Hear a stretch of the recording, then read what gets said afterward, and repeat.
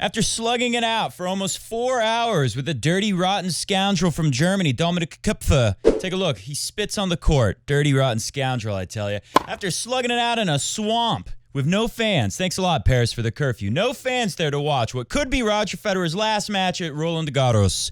His last match ever. No one's there to watch it. Beautiful. Beautiful how that worked out. Great job with the scheduling. After the slugfest, Roger Federer decides to withdraw. Here's the tell. You could hear it in the press conference late last night. The match finished about 1 a.m. So when was the press conference? Most people go to bed around these parts here in the East Coast of the United States. Take a listen. This was the tell for me. I wasn't sure after the second set how much was left in the tank, and so, it was a good battle until then. I feel like I needed to maybe pace myself ever so slightly and then see how I feel later. As I know, in best of 5 set matches, you always have moments where you feel better and worse. Now, that's not the question, really. The question is, how do I feel about winning? I know if I was worried, to be honest. The question now is, how do I feel about winning? And I was worried, to be honest. And I saw this in the match. I believe it had to have been the third set. Roger just said how he was thinking about it after he lost the second. But I don't think it was immediately. I think Federer got broken right away at the start of the third set, I think. Didn't he lose was that when he let the overhead go? Which it would have been a pretty tricky overhead from where he was at anyways if he tried to play it. But he lets it go, and it hits right on the line or right before the line, and Federer's kind of in shock that ball went in, and he has his serve broken right away. I think that's how the third set started, if I remember correctly. Anyways, a little bit after that, when Federer's still down a break, he has a tough service game. He's on the top side of the court. I remember that very well. And he holds serve to make it, maybe it was 2-3. We're going to the changeover with Koepfer going to serve 3-2, still up a break. That's probably when it was. And Roger walks very slowly to the chair. Looks like he's, kind of sad, worried. At the very least, he's conserving energy. And he sits down. They go to commercial break. And when the Peacock, oh my God, don't get me started on the freaking Peacock. We'll talk about that in a little bit. When they come back from the commercial break on the exclusive Peacock coverage where half the freaking world is wondering, why can't I watch the match? Tennis Channel doesn't have it. Who has it? It's nowhere. My entire cable package doesn't have it. No, it's online on some obscure thing that 90% of the world's never heard of before called the Peacock. When they come back from the Peacock commercial break, they show Roger, and he's just sitting there, and I haven't quite seen him like this on a changeover before. He looked like he was deep in thought. The commentator, it wasn't Carrillo or McEnroe, it was the third wheel that they... How great is that? Don't you love having 3 commentators?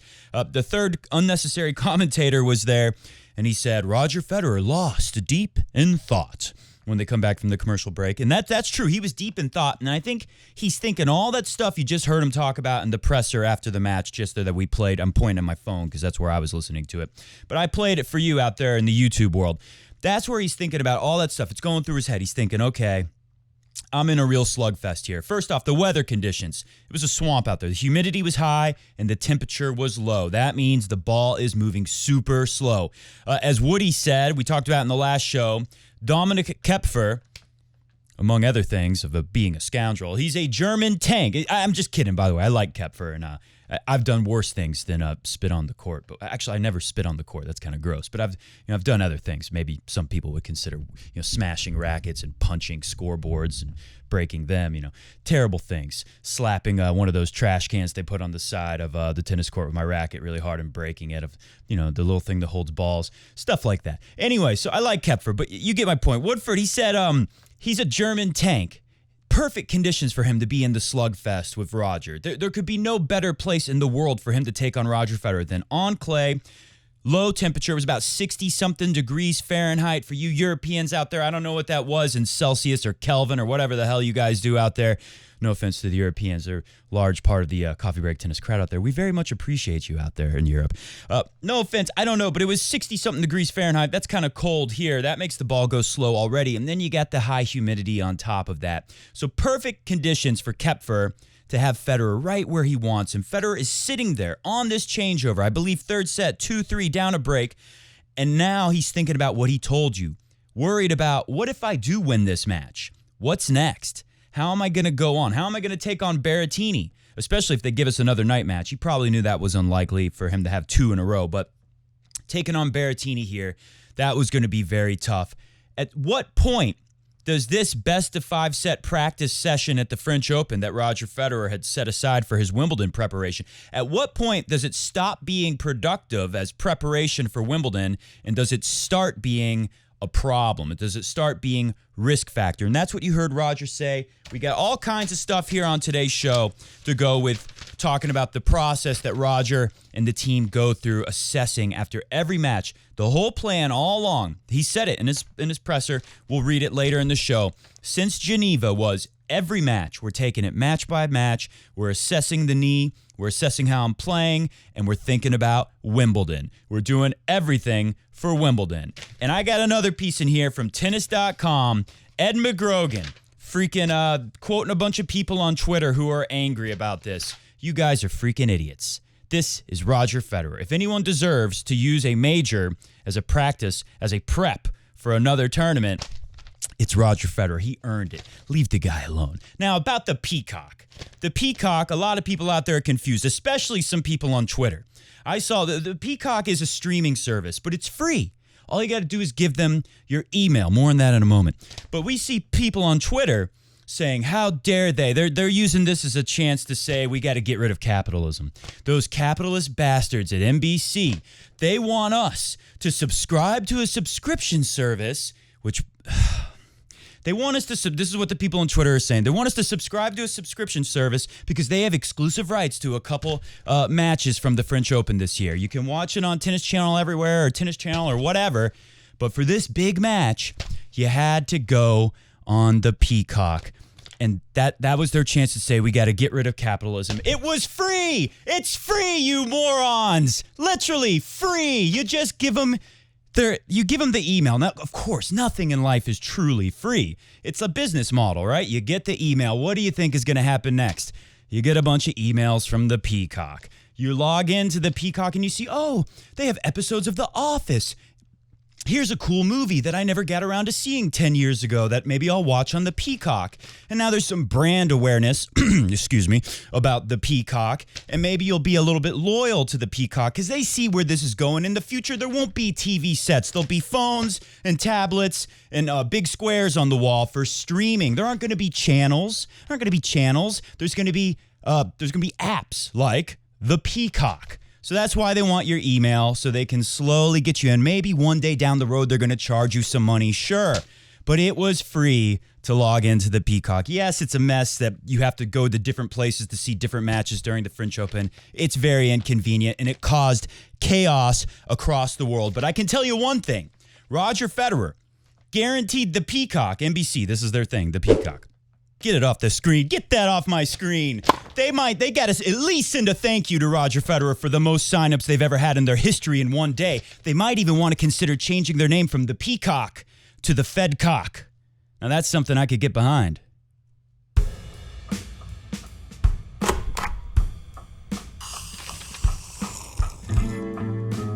It's decaf, don't worry. It's decaf, and I have to wash it down with sparkling Italian mineral water to make sure I stay hydrated and keep my electrolyte count up.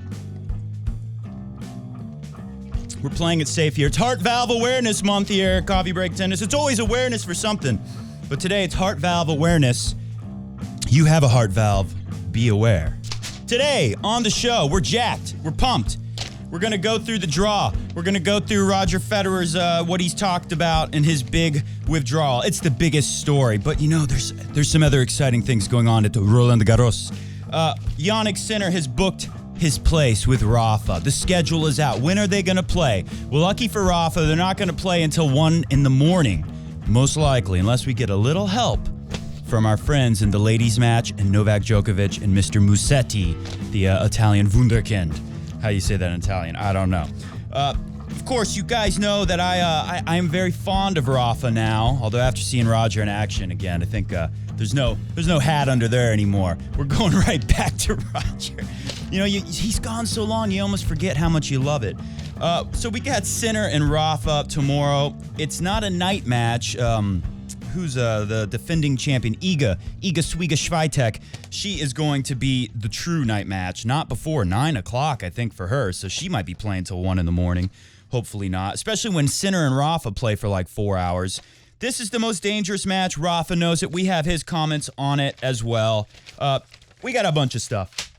Of course, the doctors have told me to keep it easy. That match almost killed me. Take a look. Here was a brilliant tweet. Matt, you might want to consider not watching this match if you don't want to have another heart attack. It was AFib. It wasn't a heart attack, but I'll take the advice. It was pretty rough. All right.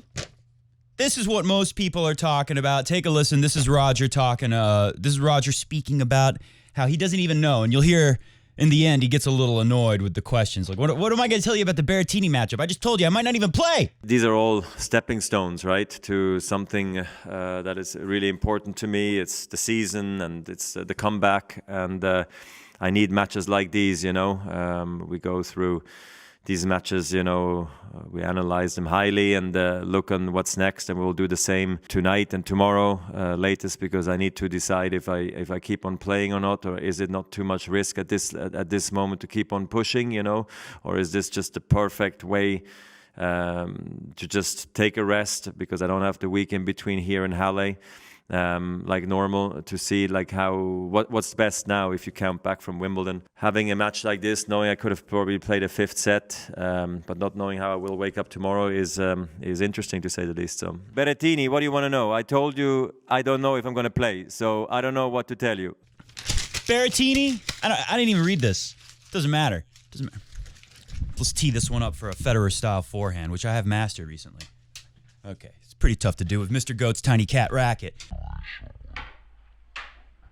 So that's what everyone's talking about. You know, I don't have that week of rest. And what he means is I've seen some people out there in the tennis media. Great job they're doing. Some of these blogs out there posting, you know, there's no longer the week between Halle and Wimbledon. That's not true. There is a week off between the German grass court tournament that Federer always uses as his warm-up, best of 3 ATP 500 before Wimbledon in Halle, Germany. Normally we'd say Halle, but they say Halle. I don't know why. Most German words that end with E end with a sound, but this one's different. That's what Roger says, so I'm going to say it too. There's a week off in between, but Halle literally starts the day after the French Open finishes. So tomorrow will be Monday. Today is Sonntag. Tomorrow will be Monday. 1 week from tomorrow will be the beginning of Roger Federer's grass court tune-up. He'll have 1 week to go to Wimbledon and practice for a week, and then 2 weeks of Wimbledon, the best 2 weeks of the entire year, of course. Take another sip of this decaf coffee while we're at it, too. And that's what everyone's talking. Got to hydrate. Got to stay hydrated. Got to get the minerals in with the Italian Fabio Fonini Italian sparkling mineral water. So that's what everyone's talking about today. But I'm more interested in what Roger was saying there before that, saying how it was good to know that I was going to be able to play a fifth set.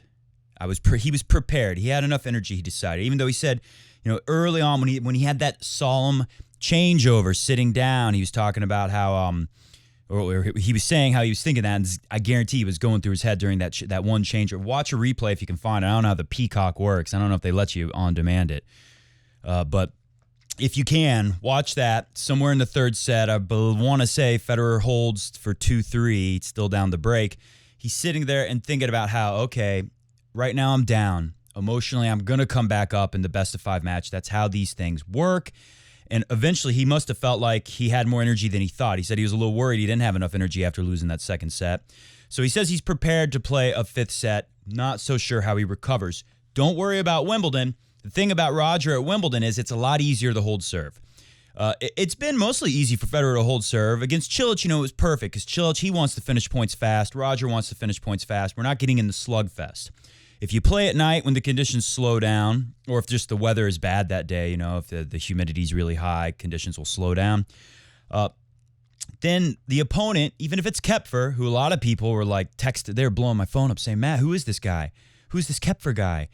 I told people, like, watch out. He's dangerous. He's good, but he's got mental issues. He's got some anger problems, as we saw when he spit on the mark, when he crossed the net and spit on the mark. It would make you mental after what happened after that. How crazy was that? Roger Federer gets broken with a 15-love head start, goes up 40-15, gets broken anyways. What a wild match. That was rough on the heart. Anyway, so I'm happy to hear that Roger says he was ready to play a fifth. Not sure how he'll recover. At Wimbledon, a fifth set is totally different. All the points are going to be shorter, even if it's super slow. Even if they don't use the right mix of rye seed and whatever seed to make the grass fast or slow, the ball is always low at Wimbledon. Last time, 2019, they said it was even lower than usual. They were showing stats where the ball bounce was a little bit lower, kind of like that graphic we showed you in the last show that showed Rafa's bounce is higher, but they messed up. The bounce is definitely higher now than French Open 2020 in October. Anyways, they screwed that one up, but they flipped it. The ball's higher here. The ball's a lot lower at Wimbledon, and more so in recent years. We'll see, though. You never know what it's been 2 years since the last Wimbledon, so who knows what Mr. Wimbledon has been up to. But I was thrilled to hear what Roger said there, knowing that at least he could have played 5. Wasn't sure how he recovered. I guess when he woke up today, they decided that I don't think he's hurt. I think the recovery was, I'm sure he felt it, but I think he could have kept going here.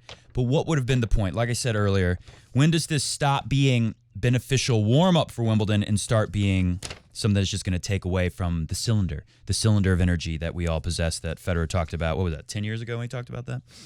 All right, every game I play gives me information for the rest of the season. I didn't expect to win 3 matches here. It was a little surprising to hear, but that makes sense because he knows, some guys are going to turn it into a slugfest where everything can be more work. That's not good. At Wimbledon, he can prevent that happening. If the guy is serving and Roger is returning at Wimbledon, maybe that can become more of a slugfest, and Roger can take a couple big swings at the ball and say, okay, if it goes in, it goes in. If it doesn't, it doesn't. I'm focused on holding serve until I see a better opportunity and, rationing the energy to some degree. I pushed as much as I could, as much as reasonable, but not this much. I think he's talking about how in practices, he never practiced anything that felt anything like this match with Koepfer. Yeah, I doubt he would have played in conditions like that with someone who's just, Koepfer, he played like the best match of his life. Credit to Koepfer. He played great. Federer played great. And, Federer usually, when he hits the ball, I'll give you an example. Federer hits a ball. Sabalenka, she hits the ball. She goes, hey! Really loud like that. Watch the decibels. Louder than that. I didn't even come close. Federer hits the ball, it's more like a, just not even that. But last night, I'm sure you heard it. Some of those rallies, Roger was making a lot more noise than he normally does because it's a lot of work. I mean, the conditions were so slow. Roger basically had to redline it for most of that entire match. So I'm sure it did take a lot out of him, and I think he made the perfect choice. So let's look at what some idiots on Twitter are saying, and then we'll talk about the people who are actually still in the tournament. We'll do this much Federer, and then we'll do this much talking about Djokovic and Nadal, even though we love them too. All right, this is Ed McGrogan at tennis.com, stooping to the low level of taking a bunch of stupid tweets. Who cares what people are saying, what a bunch of twits are saying on Twitter? Who cares? Ed McGrogan and tennis.com sure do, but we're going to read it because it's amusing here. And we like to be amused here at Coffee Break Tennis. We like to have fun, and we're high on amusement. Ben Rothenberglers. All right, his is not so bad. Breaking, Roger pulls out of the French Open after winning late last night. A walkover into the quarterfinals for Matteo Berrettini with 2 T's and 2 R's. Using Roland Garros as a warm-up for Halle. Iconic. What's the level of sarcasm there? I don't know. If it's very high, you're a douchebag, Ben. If it's very low, okay. Fair assessment. John Wertheimen Burglars. Roger Federer withdraws. 9 sets won. Got his matches in before. That's incorrect, Wertheim. What kind of writer are you? Bad grammar. Got his matches in before the grass is what he should have said. And then instead of 3, you're supposed to do 3 dots. He did 1, 2, 3, 4. I went to journalism school. Took 9 years to finish there. So I really know my stuff. Not a doctor. 4 dots after grass. Okay, so does that mean he's being kind of like, he's putting his eye up like that? That's what that means with all the dots there, saying he's a little bit irritated. I can sense it there. Okay. The Big 3. Who are they? I mean on Twitter, this person. Big 3 Tennis, Twitter. In my view, you should only enter a tournament if you intend to play the full event, man. Federer's been masterful with a decision about his body, but I'm not on board with this one. Well, you know what? Let's email that to Roger and the team right now and let them know, because they might want to reconsider. Get out of here. Randy Walker, I think this is the best possible scenario for Roger. Oh, this is a good one. This is the best possible scenario for Roger Federer. I don't think it could be scripted any better, says Jim Courier on Tennis Channel coverage of Roger Federer's Roland Garros appearance in preparation for Wimbledon. Are we sure there was Tennis Channel coverage? It must have been after the match. It wasn't during the match because that was exclusive to the Peacock or the Fedcock, which we all could get along with. And then finally, Vito Sweeto Ellison says, you have to wonder if Federer landed in the bottom half of the draw, would he have rolled the dice and continued on at Roland Garros RG 2021? Let's try an overhead with Mr. Go's tiny little racket. Pathetic. Yeah, no, that's when he had the changeover and he's sitting there thinking, I think that's when it entered his mind. One, this is going to be very difficult. I'm having to crush the ball as hard as I can to win points. Dominic Koepfer is going nuts over there, right? He's just crushing the ball. He's the big German tank. He's spitting. He's foaming at the mouth. He's like a rabid dog. He's like a rabid, what's a German dog? German Shepherd. Whew! That took too long. That took a while to come up with. So Federer's sitting there thinking, I think that's when it entered his head that, what? It's not really, of course he's not going to surrender mid-match. He's going to play for the win, always. Any tennis player, especially someone like Federer, with so much respect for the game, so much experience. In the middle of battle like that, and he said it in the presser, I appreciate the battle. He's not gonna just like roll over and quit, especially against Dominic Koepfer. I mean, he knew Koepfer was gonna have some meltdowns, mental breakdowns, whatever.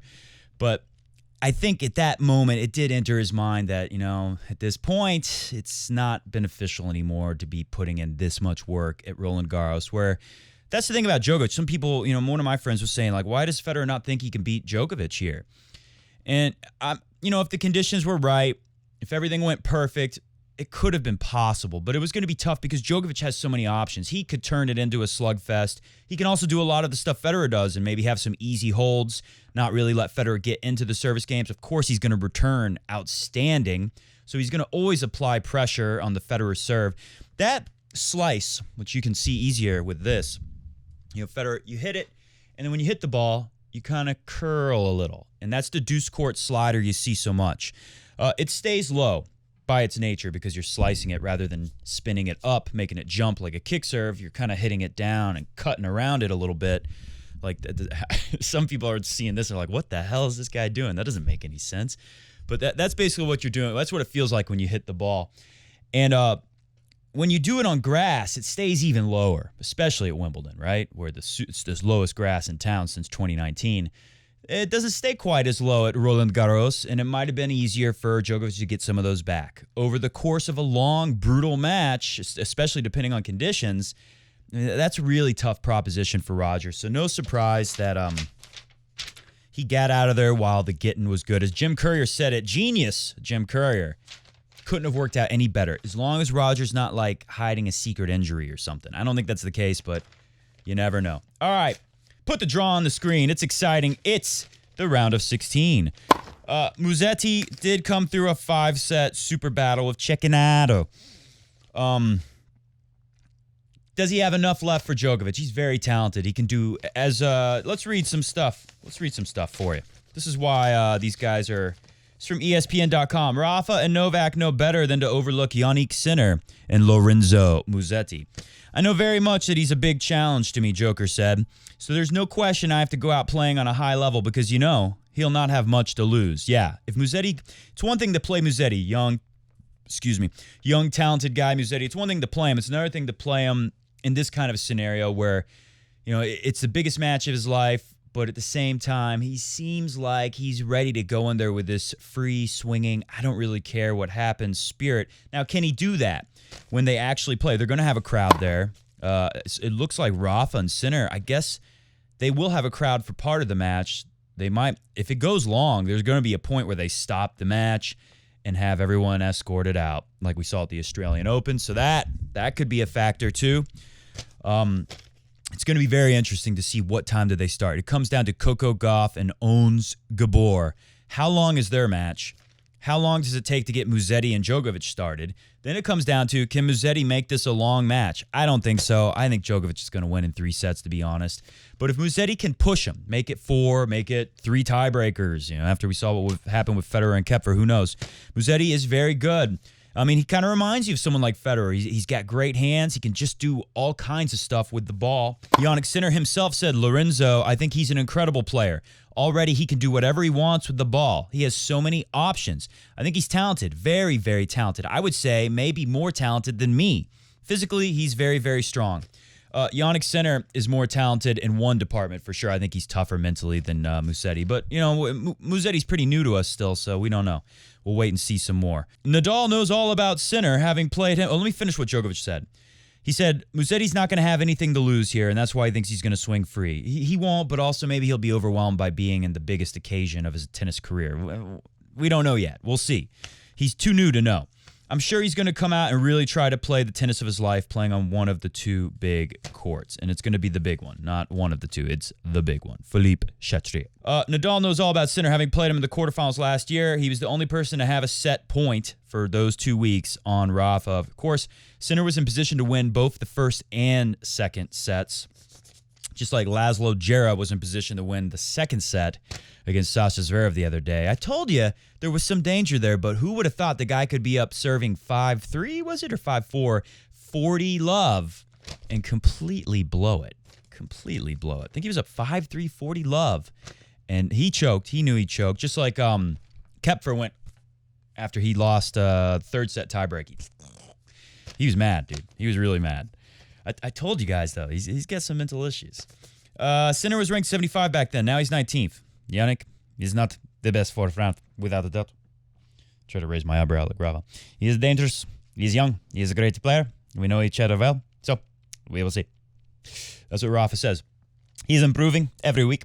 I need to be ready to play at a very high level of tennis, to have chances to be in quarterfinals, and I'm going to fight for it. And you better believe Rafa will fight for it, but it could be closer than last year, and that was as close as it got for Rafa losing at the French Open last year. So high hopes on Sinner. I think we're going to see a big match. I'm going to go with Rafa in 4 sets, though. That's my pick. Sinner said some stuff, but let's just look at the draw, and then we'll get out of here. Hit the music. I got to go. I'm taking it easy like the doctors said. Got to go. Joker Musetti. Joker wins in 3. Berrettini gets the walkover. Joker takes out Berrettini. Danger there. Berrettini could take out Djokovic. Rafa will take out Sinner in 4. Jan-Lennard Struff, or Jan Lennard. God, we've had some commentators on Tennis Channel Plus. Jan Lennard. I don't think that's how you say it. That's a tough one to pick, actually. I might go with Struffy Struff there, but Diego is looking the best he's looked in a while. So that's a tough one. That's a pick 'em. Tonight, Key has the same thing as Federer. Bad conditions for him. They're playing the late night match. Sasha Zverev is going to be able to power through the slow conditions. Nishikori, he's going to have to play the match of his life if he's going to. I think he gets slapped. Zverev in 3, maybe 4. Delbonis and Fokina are on behind. There was a commentator on Tennis Channel Plus who literally was saying Davidovich Fokina. It's Davidovich Fokina. How are these people getting these jobs? I mean, Davidovich Fokina looks like he's going to come through Delbonis and be playing Zverev, but he did lose the third set, so we'll see. Delbonis is good on clay. Steph comes through Busta, easy. Medvedev comes through Garin, easy. Garin looked injured. He had a medical timeout. At this point, I would say Tsitsipas wins in 4 sets against Medvedev, but it depends. Did they get the stupid night match where it's slower conditions, or do they get daytime? We shall see. Daytime, give Medvedev a real shot. We will be back, absolutely, tomorrow. I don't care what happens. If we have to go live from the hospital, we will be back to talk about the excellent matches we have for Rafa and Novak Djokovic tomorrow. See ya!